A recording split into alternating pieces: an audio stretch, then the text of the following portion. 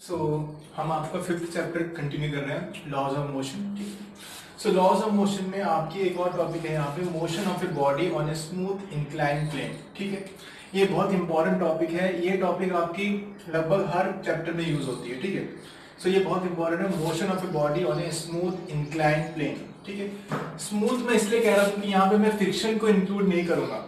देखिए, जैसे मान लीजिए मेरे पास एक ये प्लेन है, ये एक प्लेन है, ये इंक्लाइन प्लेन है, ये ऐसे है, ये एक प्लेन है इंक्लाइन प्लेन। अब इस पे मान लीजिए ये जो बॉडी इस पे ऐसे नीचे आ रही है, या फिर इस पे ये बॉडी ऐसे ऊपर आ रही है, और यहाँ पे फ्रिक्शन को मैं इंक्लूड नहीं कर रहा हूँ। ये बॉडी इसके ऊपर मोशन कर रही है, ऐसे ऊपर जा रही है, ऐसे नीचे जा रही है। सो स्मूथ का मतलब यहाँ पे मैं फ्रिक्शन को इंक्लूड नहीं कर रहा हूँ, कि मैंने आपको फ्रिक्शन अभी तक पढ़ाया नहीं है। ठीक है, तो फ्रिक्शन हम यहाँ पे नहीं देखेंगे। सो मान लीजिए मेरे पास एक प्लेन है, ये एक इंक्लाइन प्लेन है, मतलब ये हॉरिजॉन्टल है। ठीक है, ऐसे हॉरिजॉन्टल है।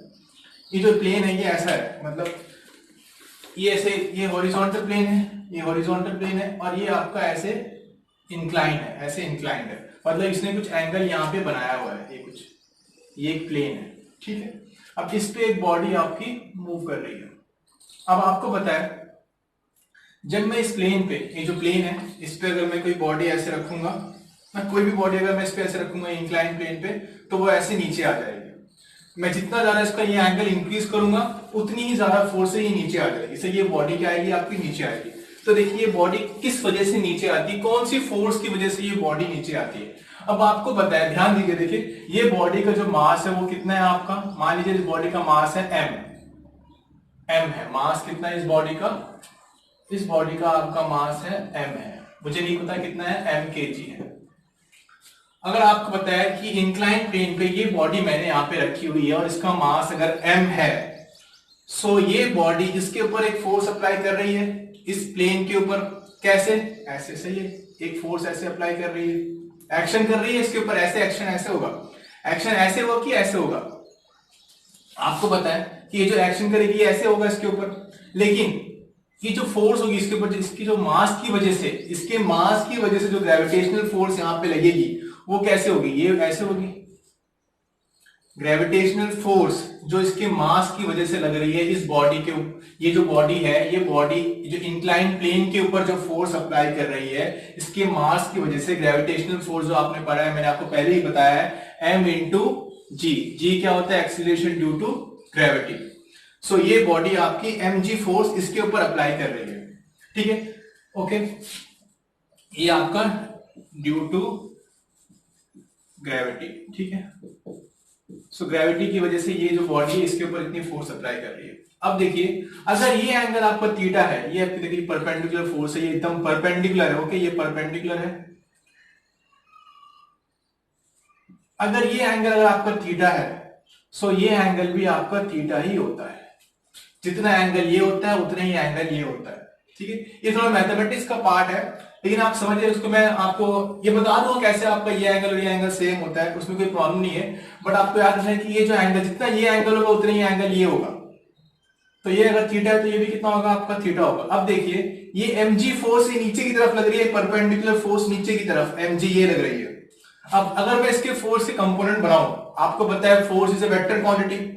सो ये आपकी mg अगर ये है, तो इसका कंपोनेंट ये mg है, तो इसका ये वाला कंपोनेंट, ये कंपोनेंट कौन सा होगा, इसका ये वाला कंपोनेंट होगा। ये एंगल से थीटा बना रहा है, तो ये वाला कंपोनेंट कौन सा होगा, ये होता है mg cos theta. Resolution of vector मैंने आपको बताया था। अगर देखिए, मान लीजिए ऐसे कोई प्लेन में आपकी कोई बॉडी ऐसे मूव कर रही है, उसकी वेलोसिटी अगर v है और ये एंगल इससे थीटा बना रही है, ये हमने पढ़ा है, आपका एंगुलर प्रोजेक्शन में पढ़ा है। अगर ये वेलोसिटी v है, अगर ये एंगल इससे हॉरिजॉन्टल कंपोनेंट से अगर थीटा एंगल बना रही है, तो ये v है, तो ये वाली वेलोसिटी कौन सी होती है, ये हमने पहले बताया, ये कौन सी होती है, ये वेलोसिटी आपकी होगी v cos थीटा। ये v है तो ये वाली कौन सी होगी, ये कंपोनेंट होगा इसका v cos थीटा, और ये वाला कंपोनेंट होगा इसका v sin थीटा, और इन दोनों का रिजल्टेंट v आएगा। आपको पता है रिजल्टेंट निकालना, आपको पता है a² + b² + 2ab cos theta.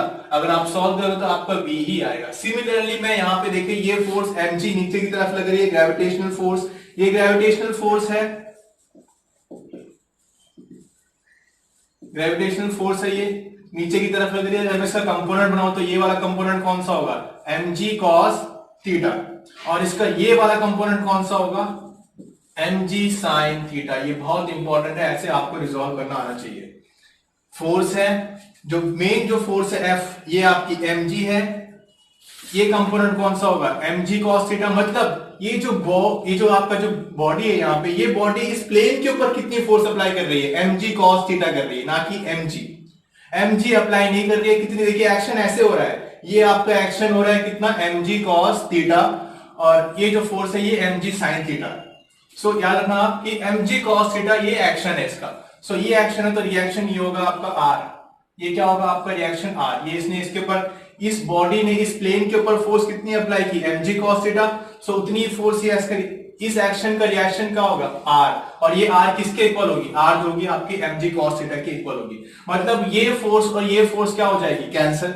जितनी फोर्स इसने इस बॉडी ने इस प्लेन के ऊपर अप्लाई की है, उतनी ही फोर्स इस प्लेन ने इस बॉडी के ऊपर अप्लाई की, तो ये फोर्स क्या हो गई आपकी, कैंसिल हो गई। बची कौन सी फोर्स, mg sin थीटा। सो ये जो mg sin थीटा है, यही फोर्स लग रही है जिसकी वजह से ये बॉडी आपकी नीचे आ रही है।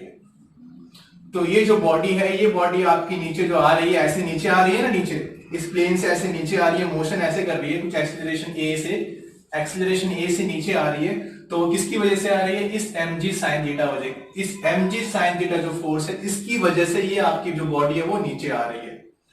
ये फोर्स कैंसिल हो रही है। तो जो F था आपका, जो मेन जो फोर्स थी mg, इसके दो component, mg cos theta, mg sin theta. तो mg sin थीटा की वजह से ये बॉडी आपकी नीचे आ रही है। अब अगर आपको पता है इसका जो फोर्स लग रही है, इस पे mg sin थीटा लग रही है, तो आप एक्सीलरेशन फाइंड कर सकते हो। आपको पता है एक्सीलरेशन क्या होता है, F ओवर m। सो F जो फोर्स यहां पे लग रही है, इसी फोर्स की वजह से मोशन हो रहा है आपका, mg sin थीटा की वजह से। सो ये आपका हो जाएगा mg sin theta over m। तो m कैंसिल, तो एक्सीलरेशन आपका यहां पे आ जाएगा g sin थीटा मीटर पर सेकंड स्क्वायर। सो ये एक्सीलरेशन यहां पे प्रोड्यूस हो रहा है कितना, g sin थीटा मीटर पर सेकंड स्क्वायर, जिसकी वजह से ये बॉडी आपकी वो नीचे आ रही है। सो यही आपका होता है motion of a body on a smooth incline plane. मैंने यहाँ पे फ्रिक्शन को इंक्लूड नहीं किया, इसलिए यहाँ पे स्मूथ लिखा है आपका। सो जब भी कोई बॉडी आपकी कोई प्लेन से नीचे आ रही है, तो इस फोर्स की वजह से ये जो कंपोनेंट होता है mg sin थीटा की वजह से, देखिए आप देखिए, आपने पढ़ा है साइन थीटा क्या होता है, आपको पता है। और साइन थीटा की जो वैल्यू होती है, देखिए जैसे मैं एंगल यहां से इंक्रीज करूंगा, मान लीजिए एंगल आपका 0 होगा, अगर ये एंगल आपका 0 हो जाएगा, मतलब ये क्या हो जाएगा, प्लेन तो आपका ऐसा हो जाएगा,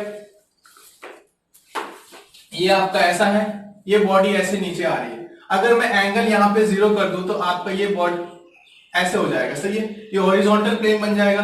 अगर ये एंगल अगर 0 हो जाएगा, तो mg sin थीटा कितना हो जाएगा आपका, आपको पता है sin 0 कितना होता है, 0 होता है, तो ये फोर्स कितनी हो जाएगी, 0।